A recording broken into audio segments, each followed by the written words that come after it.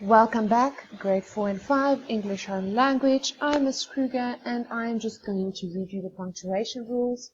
My other video got cut at 15 minutes, so I'm just continuing with punctuation. So this is part 2, just going through the punctuation rules. This will be a very, very short video.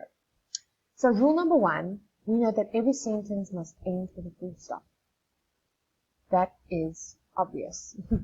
Rule number 2, proper nouns. Names of people, names of places, names of brands, etc. And sometimes in unique instances of class must always be capitalized. That means it always starts with a capital letter. You do not write your name with a small letter, you write it with a capital letter. So remember that. Rule number 3, when you use opening quotation marks, do not forget to use closing quotation marks at the end of the quoted word or phrase. And what that just means, when you quote something or when you use quotation marks with direct speech, you can't place the quotation marks in the beginning of the sentence and forget about it at the end. Remember, a quote needs to end. So you need to put it at the end of the quote as well. Rule number 4, quotation marks are when quoting, sometimes to convey irony, but that's not important for you to know as of yet. So it is used when quoting. It is not used for emphasis, because emphasis is conveyed by emboldening or italicizing. So when you bold a letter, it means you write this a little bit thicker, or when you write a little bit skew, followed by an exclamation mark. Okay, so what you need to remember from rule 4 there is, do not use quotation marks to show emphasis. Okay. Rule number 5, do not use an apostrophe when you are pluralizing a word. So that means when you write a word in plural. So for example, here you have toy. Do not use toy apostrophe s for plural, for more than one toy. It is just toys. Okay? Because apostrophes are used for contractions when a letter is left out of a word. So it is, the second I from is left out, so there the apostrophe is. And it's also used for possession. So not for plural. Okay? Rule 6, the ellipsis is used to indicate, the intentional, mysterious part of a text, or when you think of something but it's unfinished. So when you end your essay maybe with, and then I woke up, ... So it's not a finished thought. You want the reader to finish the thought. Okay.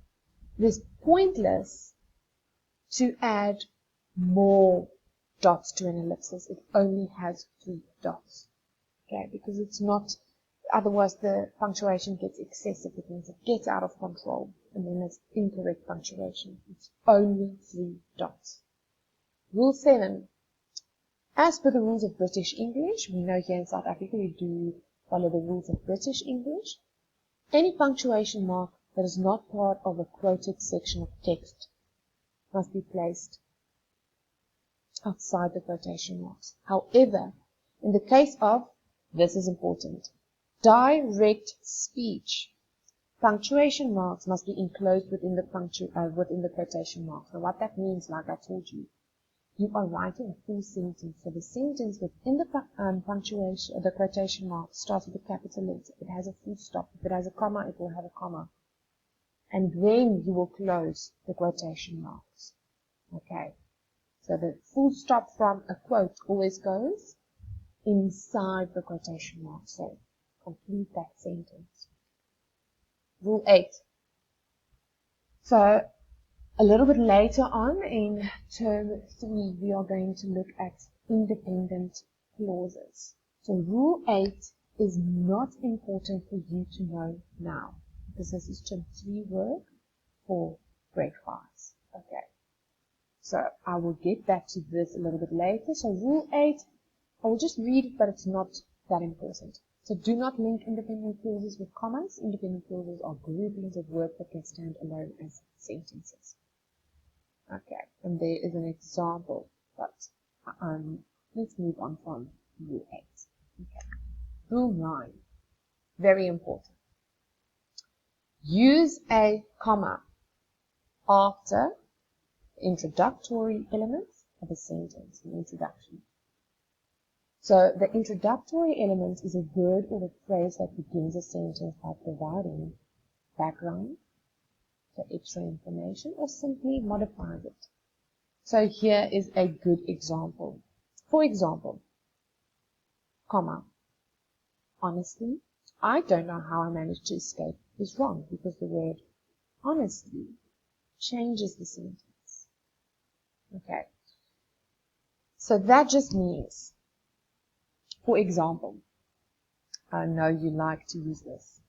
Hello, comma, small letter, how are you? So that would be one sentence. Okay, so hello, and then you'll use a comma because hello is an introduction. Because how do you introduce yourself to people? You say hello or hi. And there are many other different ways, Sabona, that you can say to introduce yourself to people. Okay, so remember that. So it's an introduction followed by a comma. Great, and then you can lead with the rest of the sentence. So here I just put some punctuation jokes because I found them very funny, and that just shows the important role of punctuation. So I'll leave this on the screen for a few seconds so you can quickly read the punctuation jokes. Okay, and the importance of punctuation. Good, so this picture over here I will read because maybe it's a bit small for you to see. Over here by the comma it says, I think we should take a break, comma. So just a second. Then by the full stop, I think we should stop. And there's a full stop. Then there's the exclamation mark. I totally agree, exclamation mark. And then the question mark. What are you guys talking about? Question mark. That's a good one. Okay, and then that is it. Thank you so much for joining in part 2. Have a wonderful week. This is punctuation for week 6. And this is Miss Kruger tapping out.